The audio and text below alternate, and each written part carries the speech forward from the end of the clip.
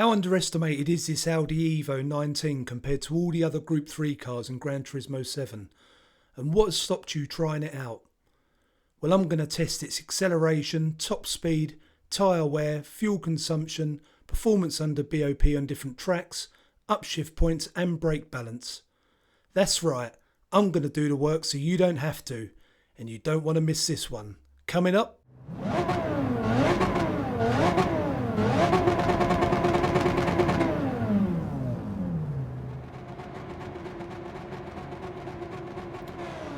Hello again and welcome to anyone new to the series.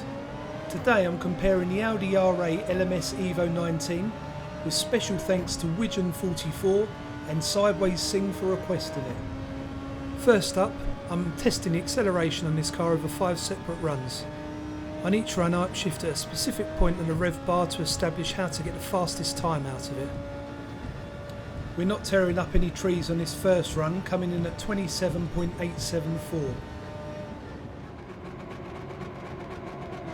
For true comparison between the cars, there must be a strict format and rules so that you can be confident that all of the cars have been tested as equally as possible. Settings for this test are equal conditions on, BOP on, medium racing tyres with tyre wear set at ×1, fuel consumption at ×1 with 100 litres in the tank, all assists are off and all the car settings are off including the brake balance. The time for this second run is 27.749.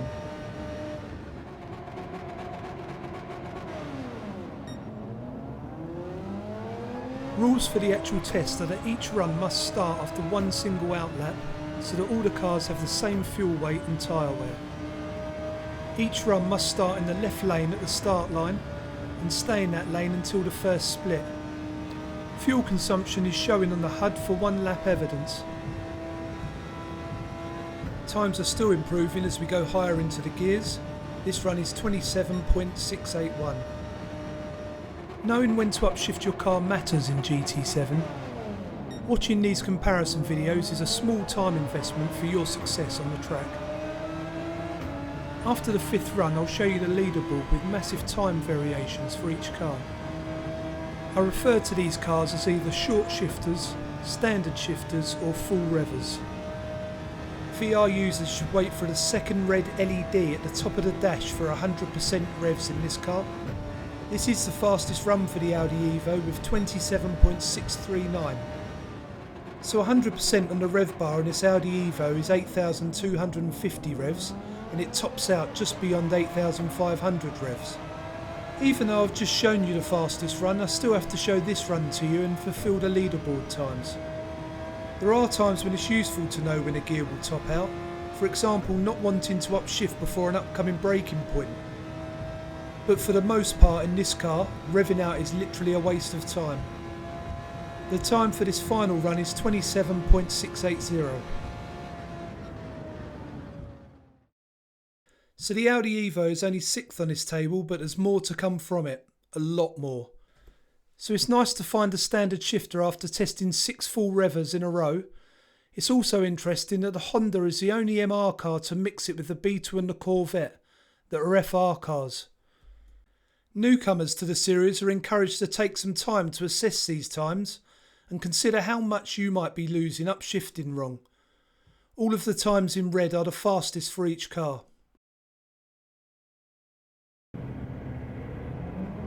Next up is the first of 2 top speed tests, and this one is measuring flat out top speed. This test is carried out as special stage Route X because it has the longest straight in the game. The first side of this enormous oval ring goes uphill and then the cars gain speed going back downhill. After that they gradually slow back down to their natural top speed. Because this takes a while and it might be boring to watch, I speed up the footage until the final 1,000 metres. Settings for this test are equal conditions on, BOP on, soft racing tyres with tyre wear off, fuel consumption at ×1 with 100 litres in the tank, car settings including brake balance are off, assists are off and penalties are off.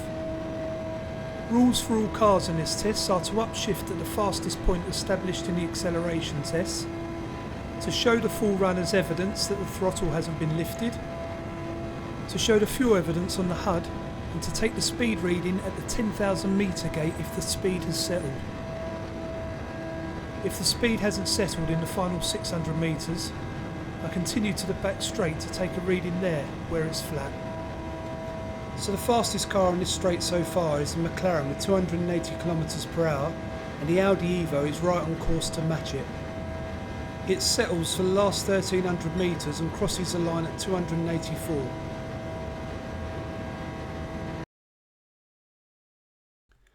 So the Audi tops this table alphabetically in joint first with the McLaren. Following that comes a series of cars on 280 km/h, and then the poor old Beetle on 273 at the bottom. It's not hard to see why the Beetle would struggle against faster cars on faster circuits. Things are looking up for the Audi though. Let's see how it gets on at the next one. The second top speed test is used to establish how quickly these cars can complete a lap at Daytona Tri-Oval Circuit. The focus is on which cars can maintain high speed while turning, and the footage starts at the end of the out lap and the beginning of the hot lap. Some cars lose speed more than others through high speed cornering, and this track allows me to keep my foot flat to the floor all the way round. As I go around the corners you will see the speed drop off slightly. Settings are exactly the same as the last top speed test for this one. Rules for all cars in this test are to complete only one single out lap to get up to speed before starting the timed lap, to accelerate to top gear using the fastest upshift points in the acceleration test, to stay as close to the yellow line on the inside of the track as possible, to switch to roof view to help keep the car off the yellow line while staying close to it, and to show fuel consumption on the HUD as evidence of just one out lap. The time here to beat is 51.652 set by the McLaren, and the Audi absolutely smashes it with an amazing time of 51.492. So the Audi Evo now sits proudly on top of this leaderboard. The Audi and the McLaren are expected to top this table because they have faster top speeds than the rest of the cars. But it's nice to finally be able to compare the fast cornering speed of the McLaren against something, and it lost. I think it's time we take this Audi to the track to see what it can really do. Next up we have the first of 3 balance of performance tests. On this one I'm testing a low speed BOP, and I use a Sardegna B layout for it. GT7 applies low speed BOP settings to all of the cars we're now racing under BOP restrictions on these displayed tracks. Settings for all 3 BOP tests are equal conditions on, BOP on, medium racing tyres with tyre wear set to ×1, I have 100 litres of fuel with usage set to ×1, car settings are all off except for brake balance, assists are off except for ABS which is set to default, and penalty settings are off except for shortcut penalties. To ensure fair fuel usage and tyre wear, each stint is no longer than 11 laps including an out lap. I usually do 3 or 4 stints per session to achieve the optimum times. Each stint starts with a full tank and fresh tyres. Optimum times may appear much quicker than the best lap times because of all the different combinations I've tried during the session.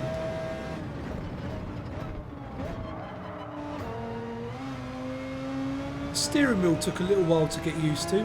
Feels like I have to turn my wheel further than other cars to take the same corners. Understeer wasn't noticeable in this car, although moving the brake balance back to +2 felt like I was losing something on the mid-speed corners. +1 brake balance stood out with my lap times, grip and stability on this circuit, but moving the brake balance to the front was slow. It's also worth mentioning I didn't have any issues losing the rear end on this track. I ended up with an optimum time of 1 minute 20.525 for the session. So the Audi R8 fills up the dead space between the top group and the bottom group on this track. It felt good, but it's just not quick enough to mix it with the top 4. The new Porsche is looking very good in the low speed BOP. In BOP update 1.66, most of the Group 3 cars had their weights reduced in the mid and high speed BOPs, but retained their old weight in the low speed BOP. As the new Porsche weighed the same across all 3 BOP specs, It might get some weight added to this one in future updates to level the playing field. For the mid-speed BOP test I used the Road Atlanta circuit. GT7 applies mid-speed BOP settings to all of the cars when they are racing under BOP restrictions on these displayed circuits. If you've watched more than one of these comparison videos, you will have noticed that I say a lot of the same things at the same times throughout them. This is to save time. The main reason you're here is to compare these cars between one another. When I started making these videos, the reason they took so long to make is due to the testing, the editing and the script. The testing is the important part and the editing is essential. The script is to give you confidence that the tests are legitimate, and the repetitive generic parts are for the new viewers to understand what it's all about. Being able to reuse test format scripts allows me much more time to get on with testing the next one rather than writing a whole new video every time. This feels like one of the most unstable cars I've driven around here, but it's a lot of fun. It's definitely the most unsettled by the curbs. If you hit a curb the wrong way, the lap is over. It's almost the opposite of Sardegna with instability and much less grip, but it's fast here, really fast. +1 brake balance is too unbalanced. I'm using 0, but -1 is nearly as fast and more stable. But this is a time test and 0 is more fun. When I finish this run, the Audi Evo crosses the line with a brilliant optimum time of 1 minute 18.911.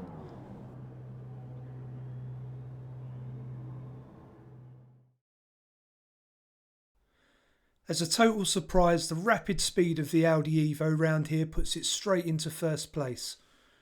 I remember saying to online friends how quick this car is round some circuits last year, but I'm not sure it's taken too seriously. Well, so far this video is showing it. The new Porsche ends its short reign on this board and moves to second, and there is just under 3/10 between the top 6, showing how competitive the mid-speed BOP is so far. Let's move on to the final BOP test. For the high-speed BOP test I use the main Daytona circuit. GT7 applies high-speed BOP settings to all of the cars when they are racing under BOP restrictions on these displayed tracks. Whether you're looking for a car for a new week of dailies, a new season in a private league, a weekend tear-up with your mates, or a new manufacturer's season, there is something for everyone in these videos. I started doing these tests just because I couldn't find this info for myself after recent BOP updates. My DR is high A/low A+, so my optimum time should give you a fair assessment of the cars.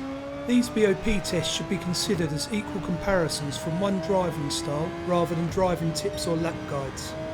All of my tests are completed in lobby mode so that BOP can be applied and tested with fuel weight, and so that optimum times are reset after every session.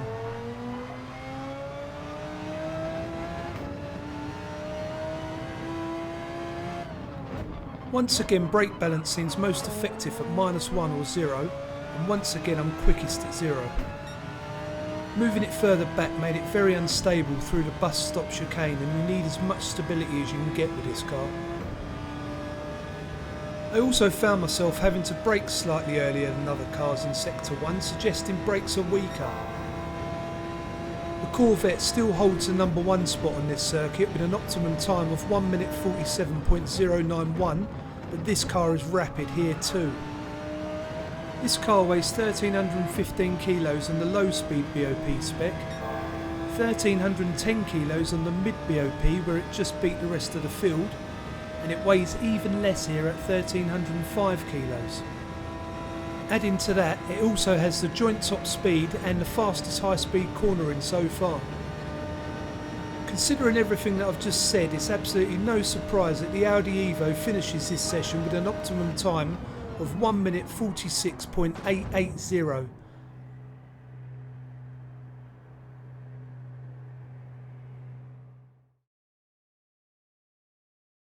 I was so shocked at the final lap time that I actually crashed into the wall through my eagerness to check out the optimum time. The Corvette has been top since my second video and is the longest standing leader of all of the tables. Not only has it smashed the Corvette by 2 tenths, That last lap was even quicker than the Corvette's optimum time. I knew the Audi was quick, but now I think we should all be taking a serious look at this car. I can't just be quick in this one and slow in all the rest. If you're like me, you'll probably just jump into one of the top cars on the leaderboard for the dailies. But I wanted this series to highlight cars that are often overlooked. This latest video is doing just that. Let's check out the fuel and tyre wear. Finally, we're at Brands Hatch for the final 2 tests rolled into one. For these tests, I'll be driving continuously from the pits until one of the tyres is warm. From that moment, I'll work out how long the tyres have lasted and how much fuel I've used. Fuel consumption and tyre wear are a massive part of racing and should be a massive part of your thinking when selecting a car for certain events. It can be the difference between making one stop or two. Settings for this test are equal conditions on, BOP on, soft racing tyres and tyre wear set to 5. Fuel tank is full with 100 litres and consumption is set to ×3. Car settings are all off except for brake balance. All assists are off except for ABS, which is set to default, and all penalty settings are off. Rules for all the cars is to drive them as I would race them based on learnings from all of the previous tests. The car should be driven fast but not fast enough to risk going off track, and I'll show the fuel consumption on the HUD as evidence. I've learnt from this car that I want to upshift at 100% on the rev bar, so that's what I'm doing, and I use 0 brake balance in 2 out of the 3 BOP tests, so that's what I'm using here. This test is a long one and speeding up the video is terrible to watch, so I cut out the middle part and I return when the tyres are nearly warm. As you return to this run and the last few corners, you'll see that it's actually the rear left that's going to wear out first. As I'm sure most of you already know, driving with a warm rear tyre is absolute mayhem, and I'm holding on for dear life around this last lap. I want to drive quicker but I can't because I'll crash, and in reality I would have changed these rear tyres long ago.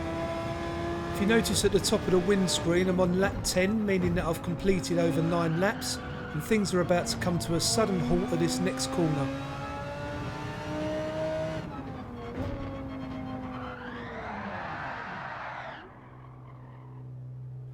This corner seems to be quite a favourite amongst the cars to wear out their tyres on the final lap. This graphic shows that we've completed 0.6 of a lap, meaning that we've completed 9.6 laps overall. 9.6 places the Audi in joint 5th on the tyre wear table, but there really is nothing between 2nd and 5th. I would consider all the cars from the Lamborghini down to the NSX to be very good with tyre wear at this stage. The McLaren is in a league of its own on top. Looking back at the bottom right of the in-car HUD, we can see that there is 55% of fuel left. As I started with 100 litres, that means I've used 45 litres of fuel. When you divide 45 litres by 9.6 laps, that means that the Audi R8 Evo is using 4.69 litres per lap on this track. That places the Audi into 3rd place, running at literally the same rate as the 2 above it, meaning that it's really good on fuel as well.